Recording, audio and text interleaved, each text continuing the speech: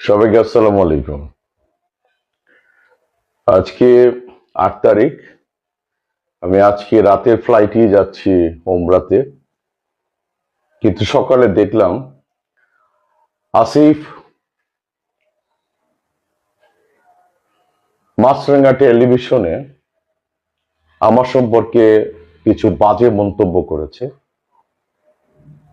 আমি কিন্তু ওর সম্পর্কে বলেছিলাম যে চেয়ারের গরম, এবং ওর ব্যক্তি, ওর পরিবার পরিজনকে নিয়ে কোনো কথা বলিনি, ওকেও খারাপ বলিনি। ওর ব্যক্তি জীবনে ও কি করে না করে সবই জানি আমি, কিন্তু আমি কিন্তু কোনো কথা বলিনি। কিন্তু ওর কোনো নোংরা জীবনের কোনো কথাই কিন্তু আমি বলিনি, এবং ভালো জীবনের কথাও আমি বলিনি।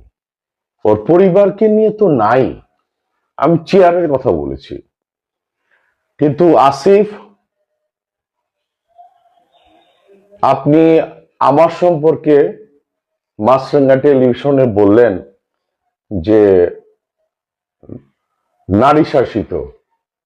আসিফ, তুই গিয়া মৌসুমীরে গিয়া জিজ্ঞেস কর আমার অবস্থান কোথায়। আমার ব্যক্তি জীবন নিয়ে তোর কথা বলার কোনো দরকার আছে? আমার ব্যক্তি লাইফ নিয়ে তুই, আমাকে নিয়ে তুই সমালোচনা কর। তা আমার কথার এতটুকু কথা, চেয়ার নিয়ে তুই সমালোচনা কর।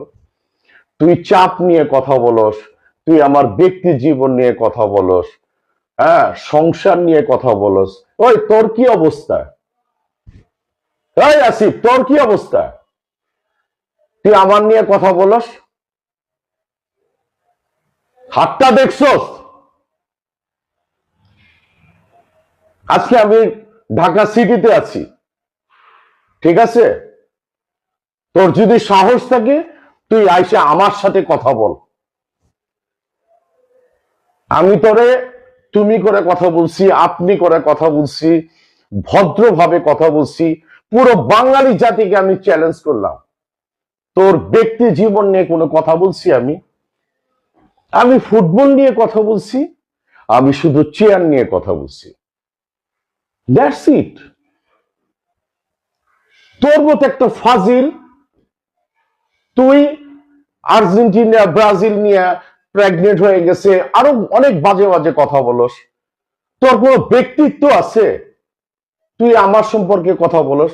তুই মৌসুমীর সামনে, আমার সামনে দাঁড়ায় কথা বলতে পারবি? ওই তোরে আমি কি দেখছি জানোস না তুই?